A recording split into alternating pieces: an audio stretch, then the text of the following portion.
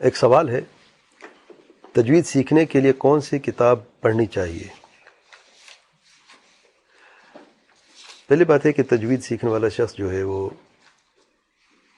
اگر عربی جانتا ہے تو میری گزارش یہ ہے کہ وہ سنے تجوید تلفظ قرآن مجید، یعنی صحیح تلفظ سے قرآن مجید پڑھنا۔ بعض لوگ سمجھتے ہیں کہ جسے سریلی آواز میں پڑھنے کو تجوید کہتے ہیں، غلط ہے۔ تجوید کو سمجھے ہے کیا تجوید؟ یہ لفظ جو ہے پرفیکشن سے لیا گیا ہے کہ آپ نے ہر لفظ کو، ہر حرف کو اس کا اپنا حق دینا ہے۔ عربی زبان میں اس کا مخارج کہاں سے، حلق زبان کی ٹپ سے، یا کہاں سے اس کا مخرج ہے، اور ہر حرف کا اپنا اپنا مخرج ہے۔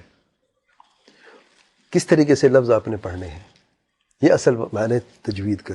وہ نہیں جو بعض لوگ سمجھتے ہیں جیسے کہ سریلی آواز میں گاتے ہیں، اس طریقے سے غلط ہے، پہلی بات۔ دوسری بات یہ کہ خاص کتاب سے بہتر میری گزارش ہے کہ جیسے علماء کہتے ہیں کہ کیونکہ اس کا تعلق ہے تلفظ سے، پڑھنے کو بتاتا ہوں میں بعد میں، سب سے پہلے آپ ایک کام کریں، آپ سنیں۔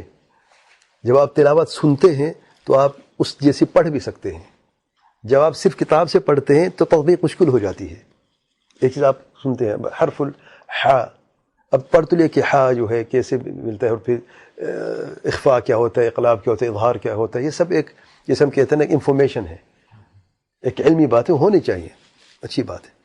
اصل مقصد یہ نہیں کہ آپ کو یہ اظہار اخفاء نہیں آتا تو آپ اچھا طالب علم نہیں ہونا چاہیے۔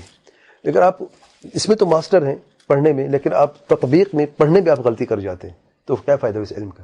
آپ علم کے ساتھ ساتھ عمل ہو، اصل مقصد عمل ہے۔ تو عمل کے لیے جو آسان طریقہ ہے، میں یہ عرض کر رہا ہوں کہ عمل کے لیے جو آسان طریقہ وہ کیا ہے؟ سننا ہے۔ سننے کے لیے دو میگز ہیں، زیادہ پہ دیکھیں دو کافی ہیں۔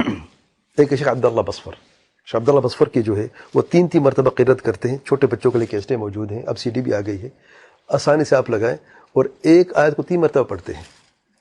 اب یہ ریپیٹ نہ کریں، ایک آیت 3 مرتبہ سنیں گے آپ، ٹھیک ہے نا، اب پھر تھوڑا سا وقفہ دیتے ہیں پڑھنے کے لیے، اب اس میں ریپیٹ کر کے پڑھ لیں۔ بچوں کے لیے خاص طور پہ بڑا فائدہ مند ہے۔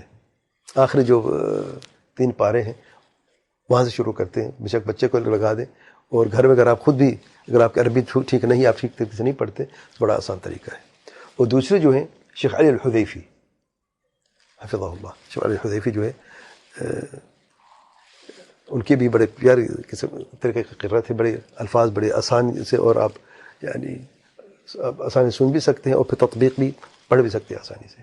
اور شیخ عبید الجابر حفظہ اللہ خصوصی طور پر شیخ علی الحذیفی کا کہتے ہیں، کہ ہمیں بھی کہتے تھے کئی مرتبہ جب بات ہوتی تھی تو کہتے ہیں شیخ علی، ریکمینڈ کرتے ہیں شیخ علی الحذیفی کو، جو مدینہ کے جانتے ہیں، سابق جو امام رہے ہیں۔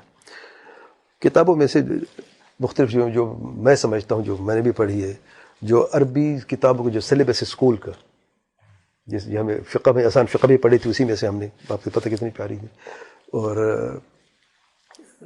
حدیث بھی ہے، تفسیر بھی، لیکن جو تجوید وہ بڑا پیارے طریقے سے انہوں نے بیان کی ہے۔ تو جو عربی کتابوں کی جو اسکول کی جو پرائمری سے لے کے مڈل تک ہے غالباً، اب تو مجھے پتا کہ سلیبس اب چینج ہوگا، پرانے اپنے زمانے کی بات کر رہا ہوں، بہت پرانی۔ جی بالکل فگر کے ساتھ اور تصویروں کے ساتھ بڑا پیارا انداز ہے کہ کہاں سے مخرج کیسا ہے، یہ میں سمجھتا ہوں اگر کوئی شخص پڑھ سکتے عربی تو یہ کتاب جو ہے اچھی ہے۔ اور پھر الجزریہ ہے، الجزریہ عام طور پہ جو طالب علم پڑھتے ہیں وہ بھی کتابچہ موجود ہے، اگر وہ پڑھنا چاہیں تو یہ دو جو ہیں کتابچے یہاں سے اگر آپ کرنا چاہیں تو انشاءاللہ بہتر ہوگا۔